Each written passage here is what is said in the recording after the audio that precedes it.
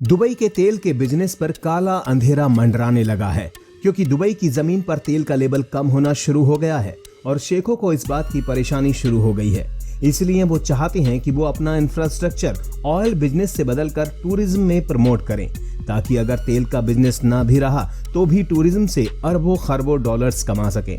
इसीलिए crown Prince Mohammad बिन राशिद अल Maktoum ने 14,000 करोड़ रुपयों का एक प्रोजेक्ट सोचा। उन्होंने अपनी सल्तनत को दुनिया भर के लोगों के लिए एक स्वर्ग बनाने का आदेश दिया। हर साल दुबई में 50 लाख टूरिस्ट घूमने फिरने आते थे, जिसे वो बढ़ाकर 1.5 करोड़ कर देना चाहते थे।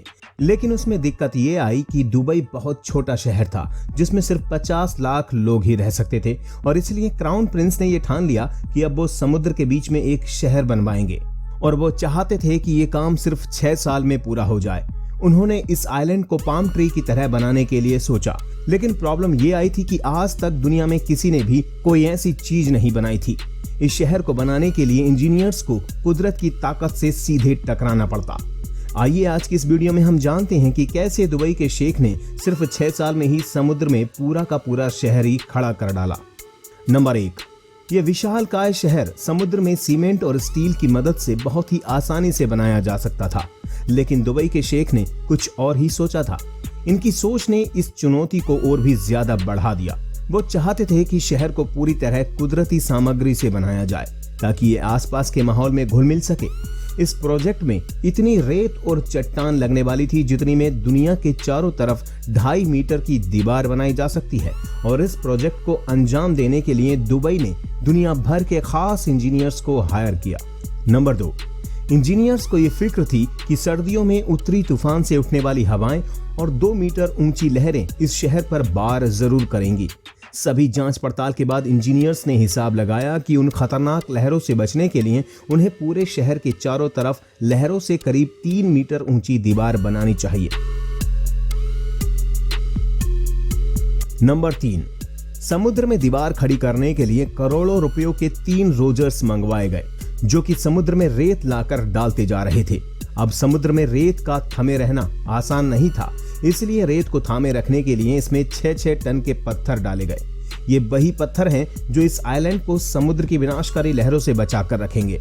लेकिन इन पत्थरों को लाना कोई आसान काम नहीं था। जितने पत्थर इस दीवार को बनाने में लगने वाले थे, उन पत्थरों में तो इजिप्ट के 2 पिरामिड बन सकते थे। इस विशाल प्रोजेक्ट में कुछ भी पत्थरों के भरोसे छोड़ा नहीं जा सकता था। जरा सी हलचल में ही पत्थर सरक जाएंगे और पूरा का पूरा शहर समुद्र अपने अंदर निगल जाएगा। इसलिए गोताखोर बार बार समुद्र में डुबकी लगाकर नीचे पत्थरों की पोजीशन को चेक करने जाते रहते थे। नंबर 4, बाकी का काम करने के लिए दुबई को 9 करोड़ 40 लाख घन मीटर रेत के सोर्स की तलाश करनी होगी। आपको नहीं पता तो आपको बता दूं कि इतनी रेत में पूरे लंदन शहर को 1 मीटर नीचे दफनाया जा सकता है।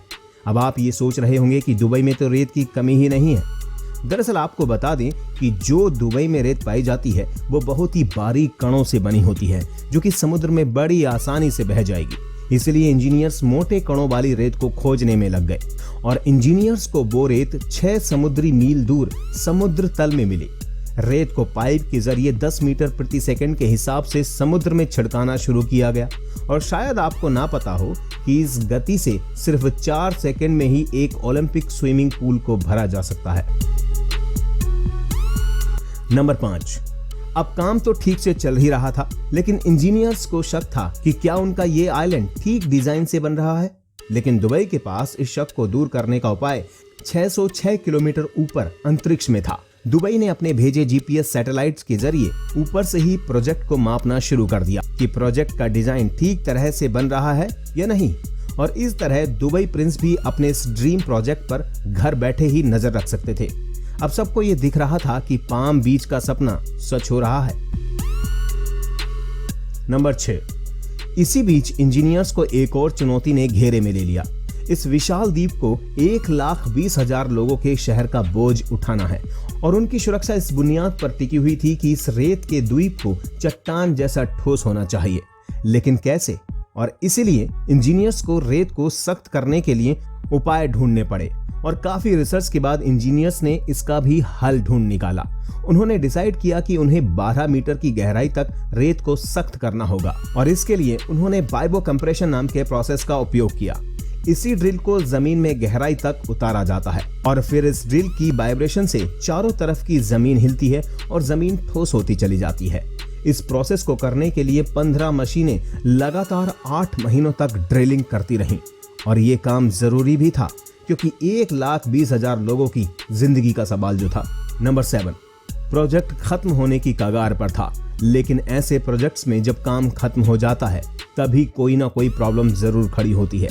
दरअसल उन्होंने देखा कि समुद्र का पानी योजना अनुसार द्वीप के चारों तरफ घूम नहीं रहा है। लोगों ने इस आइलैंड के छोटे से हिस्से के लिए लाखों डॉलर्स खर्च किए थे और ठहरे हुए पानी को तो वो कतई बर्दाश्त नहीं करेंगे। इस समस्या का समाधान इंजीनियर्स को जल्द ही ढूंढना होगा। जब उन्होंने डिजाइन में फेरबदल कर देखा तो उन्हें इसका सॉल्यूशन बड़ी ही आसानी से मिल गया। इसका समाधान इंजीनियर्स ने ये निकाला कि अगर वो दीवार में 2 छेद कर देंगे तो उन छेदों में से ताजा पानी बहकर चारों तरफ फैल जाएगा और दूसरी तरफ भी ऐसा ही कुछ करना होगा ताकि वो पानी बाहर भी निकल सके। नंबर 8, अब जैसे जैसे प्रोजेक्ट के खत्म होने की डेडलाइन पास आती चली जा रही थी वैसे वैसे इंजीनियर्स अपने काम को अंजाम देने के लिए लगे हुए थे।